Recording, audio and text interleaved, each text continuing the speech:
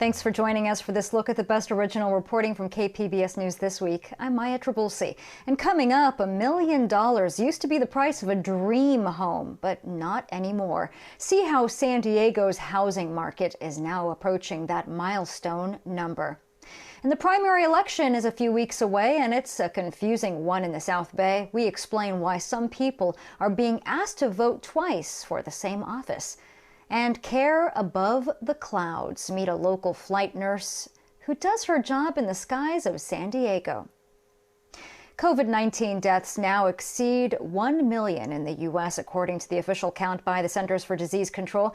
In remembrance of those who died, the White House flag was lowered to half-staff this week. San Diego County's official count is more than 5,200 deaths since the start of the pandemic. Those who are vaccinated are among the victims, but at far lesser rates. The CDC says just 15% of those who died in February were fully vaccinated with a booster shot. Resistance to vaccines has been a big storyline since they were first made available, and that includes hundreds of San Diego police officers who requested an exemption on religious grounds. But were they genuine? KPBS investigative reporter Claire Tregeser found many of the requests were identical and appeared to be lifted word for word from the internet. The impassioned plea came from a San Diego police officer. He was seeking a religious exemption from taking a COVID vaccine and wrote down his deeply held beliefs. "It is my belief that God knew what he was doing and the body needs no fixing by mankind," he wrote, spelling it mankind with a D. A few sentences later, he also spelled the word hate with a TH. Oddly enough, another San Diego police officer apparently had the exact same religious conviction. The second officer's exemption application included identical wording, complete with the same spelling errors. That's just one example of uncanny similarities found by a KPBS review of 105 religious exemption forms that San Diego Police Department personnel filed with the city. In fact, more often than not, the passages appeared to be copied directly from sample religious exemption requests found on the internet. Despite this, city officials have approved almost all 1,000 vaccine exemptions and only denied 16. Most responses stated that the COVID vaccine is in direct conflict with the Bible and referenced biblical passages. The most common come from 1 Corinthians, such as, "Don't you know that you yourselves are God's temple and that God's Spirit dwells in your midst?" Some of the ways that these texts are used in isolation from the way that they fit Paul's argument for this community in Corinth in the 1st century CE, I think stretch at the boundaries of what's a possible application of this text. Kara Lyons-Purdue is a New Testament professor at Point Loma Nazarene University. She says searching for specific passages in the Bible to support an argument leads to misinterpretation. Like in the case of 1 Corinthians, the Apostle Paul is speaking to a group. Arguing against some pretty gratuitous sexual immorality going on in the communities. Here, it's not even food or something that you would consume or a medicine that's in reference. This is talking about sexual immorality. More than 75% of respondents said their religion did allow them to receive other vaccines like tetanus shots, flu shots, and childhood vaccinations, just not COVID vaccines. When asked why, more than a dozen left the question blank, and 20 said they didn't know. Many others made the argument that only COVID vaccines are derived from fetal cells, which equated to abortion and murder, they said. But the vaccines themselves do not contain fetal tissue, and the Catholic Church supports the vaccines. If they were taking one of my classes, they would all be, fail the class for plagiarism. Khaled Alexander is an English professor at San Diego City College and criminal justice reform advocate. It's blatant and in your face. The fact that police officers would copy answers from the internet to a question that asked about deeply held personal religious beliefs was disheartening to Alexander. He says it indicates that the police department plays by its own rules. The lack of consequences for them clearly, copy pasting and finding whatever loopholes they can not to follow the law, calls into question who holds the police accountable. City staffers who reviewed the requests say language copied from the internet could still reflect someone's personal religious beliefs. The city did not question the validity or sincerity of employees' stated religious beliefs. Julie Perez Rasco is the director of the city's Human Resources Department. Employees' personal, social, or political philosophies are those who reference personal preferences, beliefs, or fears of a secular nature were determined to not qualify as protected religious beliefs. Staff say it's not the city's role to judge where the wording came from. Claire Tregesser, KPBS News. To read more police officers' responses as to why they shouldn't have to get a COVID vaccine, you can head to kpbs.org. The federal government won't be guaranteeing the right to an abortion anytime soon. This week, the Senate fell short in a vote to head off a likely reversal of Roe v. Wade by the Supreme Court. KPBS border reporter Gustavo Solis tells us how Baja California is already becoming a destination for those wanting to end a pregnancy. Tijuana is an established medical tourism destination. Americans can get root canals, plastic surgery, even liposuction at a fraction of the prices they pay back home. Now that abortion is legal in Baja California, a medical company called Profem is trying to add abortion to the list, even as reproductive rights face an existential threat in the U.S. with the Supreme Court poised to overturn Roe v. Wade. Luisa Garcia is the director of Profem. She says Tijuana has the potential to become the go-to destination for Americans seeking legal, convenient, and low-cost abortions in Mexico. Yo creo que Tijuana próximamente se puede hacer como que la capital o algo de la interrupción para todas las personas que quieran venir de otros estados o que lo quieran manejar más discretamente o que lo quieran resolver de inmediato. In October 2021, Baja California legalized abortions up to 12 weeks of pregnancy and longer in cases of rapes or when a woman's life is in danger. Profem has operated a legal abortion clinic in Mexico City for 15 years. They opened a new Tijuana clinic March 17th. The procedure starts at $200 and there's no waiting period. Garcia says they're already serving patients from border cities in California and Arizona. Está haciendo San Diego, está haciendo San Isidro, está haciendo Calexico, está haciendo Yuma, está haciendo Catedral, Phoenix. However, there are several challenges to expanding abortion access in Baja California. Garcia says lack of education is still one of the top issues. Patients often ask if they're breaking the law by having an abortion, or if the procedure will prevent them from being able to get pregnant in the future. Another obstacle has been finding a landlord in Tijuana willing to rent to them. Garcia says Profem was denied a lease because the landlord didn't want to be associated with abortion providers. Empezamos a ver primero en un lugar y al momento de yo estar solicitando información para hacer la apertura, en una torre médica me dicen no, porque es para interrupción. Aquí no es legal. Dr. Arturo Posada works at the new Tijuana clinic. He asked me not to take photos of the building or even the waiting room. He doesn't want anyone to harass patients who come in for treatment the way some pro-life groups do in the U.S. The clinic in Tijuana is in an office building with dozens of other medical tenants. There are several buildings in Tijuana like this. Many cater to the already established medical tourism industry. Posada believes women have the freedom and right to decide what to do with their pregnancies. But he recognizes that throughout history, they've been largely denied those rights, not just in Mexico, but all over the world. De alguna manera nosotros pensamos que la mujer tiene toda la libertad y el derecho de decidir sobre sus embarazos, ¿no? Y siempre lo ha sido, ¿verdad? No más que toda la vida pues ha sido negado para las mujeres servicio y no nomás aquí, yo creo que en todo el mundo, ¿no? Posada says the two clinics in Tijuana and Mexicali have served about 100 patients since opening. The vast majority are from Mexico. But Posadas noticed a steady increase in women from the U.S. crossing the border to seek his services.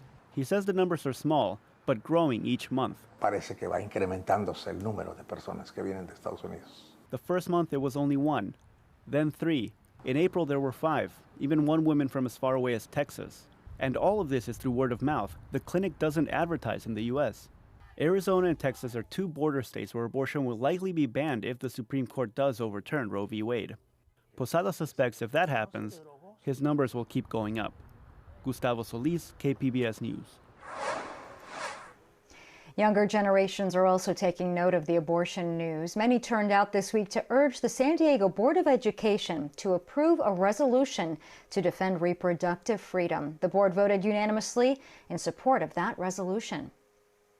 How many young people will be able to buy a home in San Diego in the years ahead? It's getting more out of reach as the median price now reaches a once unimaginable number. KPBS reporter John Carroll explains how $1 million home is now becoming the norm and what's being done about it. Renters and home buyers are finding living in San Diego just seems to get more and more expensive. The San Diego Association of Realtors says the median price of a single-family home in the county has now reached $1 million. And things aren't any better for renters. An apartment market service finds an average-sized apartment, about 900 square feet, now goes for $2,756 a month. Against that backdrop, an executive order signed more than 3 years ago by Governor Newsom is about to have an impact on housing prices here.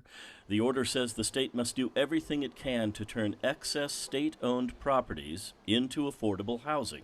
Its location is really critical because to get affordable housing in the downtown market is increasingly difficult.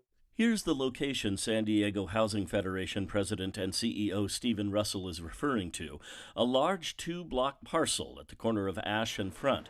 It also includes a state building at 1350 Front Street that will be demolished. A big piece of land on which to build, but what exactly the project will look like and how much affordable housing it will have, we don't have that information yet. But Russell says the location has exciting possibilities. It's close to a lot of opportunities. I mean, everything from folks who are building maintenance managers to grocery store clerks to office workers. The state and city have awarded the development contract to a large national firm, the Michaels Organization. Russell says it's critical that at least 20% of the development's housing be affordable because the region faces some daunting numbers when it comes to having an adequate supply. Yeah, I mean, we produced, I want to say 1,600 affordable units in the last year, which was a banner year, but we need 170,000 in the next 8 years. 170,000. The State Department of Housing and Community Development says the project is expected to be mixed use, combining office space, retail, and other commercial uses, along with the residential piece. John Carroll, KPBS News. The affordability crisis is resonating with our audience at kpbs.org. Our report on San Diegans looking for options is among our most read stories this week. Also, a long-awaited return to the streets of South Bay as lowrider cruise nights return from a 30-year absence. There's also big interest in the presidential election in the Philippines, especially from San Diego's large Filipino-American community. Christina Kim caught up with those following the results.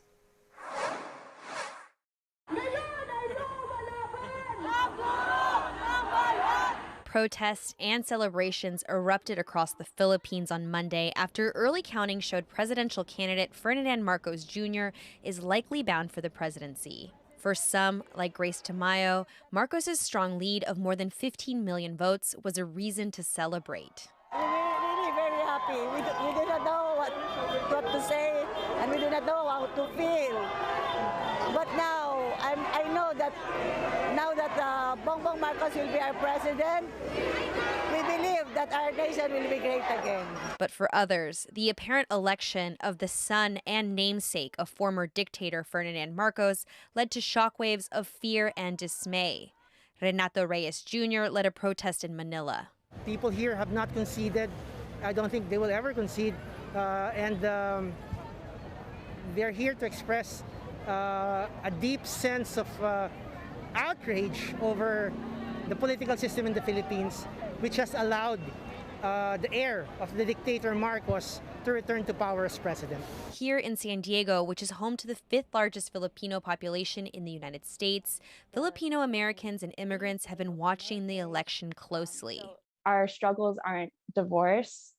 So what's happening in the Philippines is directly connected to us here in the U.S. Angela Subido grew up in National City and is part of Anak Bayan, a Filipino volunteer-run youth organization in San Diego. She's not happy about Marcos's apparent landslide win. It's just a very scary time for people who have differing opinions or want to advocate for their rights.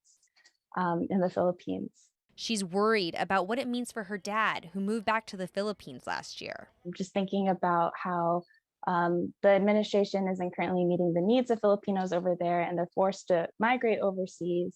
And just so thinking about if he'll be able to receive healthcare, if he'll be safe on the streets with the increase of militarization. Subito says she's afraid that the rise of Marcos, alongside the current president's daughter, Sara Duterte, as his vice president, will result in the return of martial law and the continued neglect of immigrant workers in the United States. Cristina Kim, KPBS News. We have our own election happening in a few weeks. The California primary is set for June 7th, and people are already getting ballots in the mail. And depending on where you live, it might be a bit confusing. Jacob Ayer tells us why some in the South Bay are being asked to vote twice for the same office. After Lorena Gonzalez stepped down from her Assembly District ADC in January, a battle to represent San Diego's South Bay got underway. First, there was a special election primary on April 5th. No candidate got the majority vote, so now there's a runoff on June 7th. That's the same day as a separate general election for the same seat. Yes, it's confusing. There will be approximately 250,000 voters in the county that will have 2 assembly district contests on their ballot. San Diego County Registrar of Voters Cynthia Paz explains how this will work. One will be the general election for the 80th Assembly District for the remainder of the current term. So it's electing someone to fill the seat for the remainder of this current term through December of 2022. The second contest, state assembly contest, will be for the new term, beginning December 5th of 2022, the new 2-year term. So voters will vote twice, once for a candidate for June through December, and then again for a candidate to go on to the November general election. The November winner will then represent the district for the next 2 years. For the June through December term, Democrats Georgette Gomez and David Alvarez are the only 2 candidates competing head-to-head. Meanwhile, the standard election primary will include the 2 Democrats as well as a pair of Republicans, Lincoln Picard and John Vogel Garcia.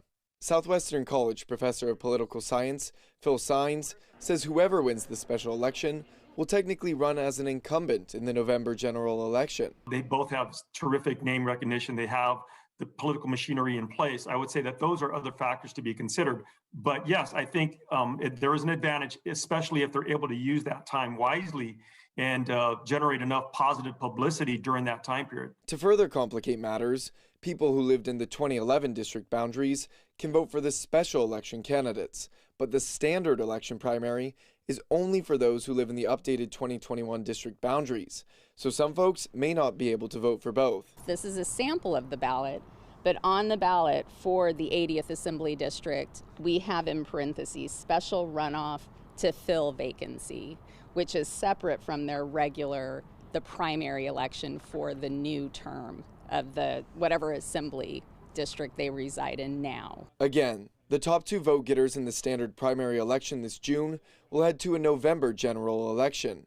Sines says even though the 2 Democrats are the most likely to be on the November ballot, it's the Republican and independent voters who may make a difference. Because there was 9,000 votes in the previous election that went to the one Republican that was running. So who's going to get those 9,000 votes? Who's going to get the other Republican votes when they vote again in November? And it may come down to Republican voters deciding the election as much as it does for Democrats in that district. Now, ballots are on their way to voters. So the week of May 9th, you should expect to receive your official ballot in the mail. On that same day, we will have nearly 132 drop-off locations open across the county. Paz says the county will also have 219 voting centers open starting on Saturday, May 28th. Results in both contests will be certified 30 days after the June 7th election. Jacob Ayer, KPBS News. And the KPBS Voter Hub is now live at kpbs.org. Get organized and learn about the candidates with a customizable guide specific to your address. We also have information on voting centers and drop-off sites leading up to the primary. And new this year, a Spanish language version. Just go to kpbs.org and click on the Voter Hub link at the top of the homepage. This week, there's a spotlight on healthcare heroes. It's National Nurses Week, and KPBS health reporter Matt Hoffman brings us the story of a nurse who works with patients 8,000 feet in the air. For National Nurses Week, we're spotlighting a nurse that doesn't work in a hospital, but works on one of these. If you need us anywhere in San Diego, we can respond. Meet Mercy Air flight nurse Kelly Foreman. Godmother is up here, but Colleagues call her the godmother of air medical services in San Diego. 24 hours a day, 7 days a week, there's a resource that's just like this. And you wouldn't really know about us until it's your worst day of your life. For the last 27 years, she's been responding to emergencies all across Southern California. We caught up with her at Mercy Air's Oceanside base. They have multiple locations in the county ready to respond at a moment's notice. The pagers go off, the tones drop, and it can be anything from a motor vehicle accident, it could be someone having a heart attack out in the East County, it could be a drowning on the beach. And we have to be prepared to take care of everything. These helicopters are sort of like flying ambulances, only they can do more. Each crew has a flight nurse and a paramedic or a physician on board. It's literally an intensive care unit in the air. This bag, we call it Bob, big orange bag. It's 34 pounds of emergency room right here and now. On board, crews carry a variety of medications, and they're able to do transfusions mid-flight. This is the life-saving stuff that, you just don't really appreciate that's there, and that's that we carry blood and we carry plasma. Every second matters when responding to emergencies, and typically air crews get called to remote locations or to scenes where patients desperately need attention. Starting and being able to institute the therapies right at the scene, that is huge. So we make use of those valuable minutes that people have that make the difference between success and tragedy.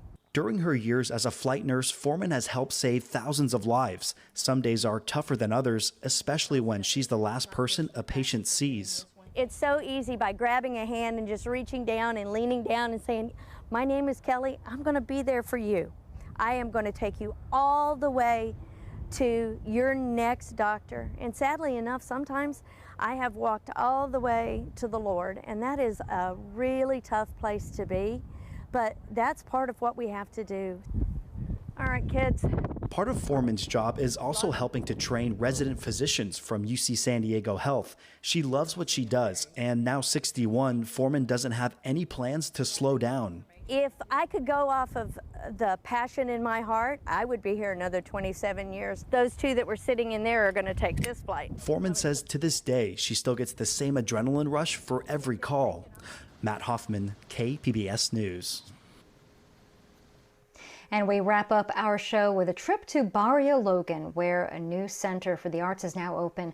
KPBS education reporter MG Perez shows us the space that will promote learning and provide security for children who need it the most. Hello, welcome to the Chrysalis. This place used to be a car repair garage, and these wooden walls covered in a mural used to house a church, too. But the building at the corner of Main Street and Beardsley in Barrio Logan is now born again. This is the Chrysalis Center for the Arts, a 6,000 square foot space created to educate the students at Monarch School who find themselves and their families without a secure home environment. This one is hard because the love that I have for painting and art. 12-year-old Gadetsi is one of the Monarch School students. She prefers to be called Max, the artist name she gave herself. Sometimes I do my paints crying because I feel I want to tell somebody, but I can't, and this is my only way to help me to express myself and be like, this is what I'm feeling. And I feel way better because I feel like I'm telling somebody. Max is from Mexico. She's been in the U.S. for less than 2 years and has already learned English. She has an appreciation for art along with the academics. These are all done by students. Elizabeth Pennington is the school's vice president of philanthropy. She has also helped fundraise $1.5 million from private donors to pay for this center that has a dance studio, workshop, and a 100-seat theater.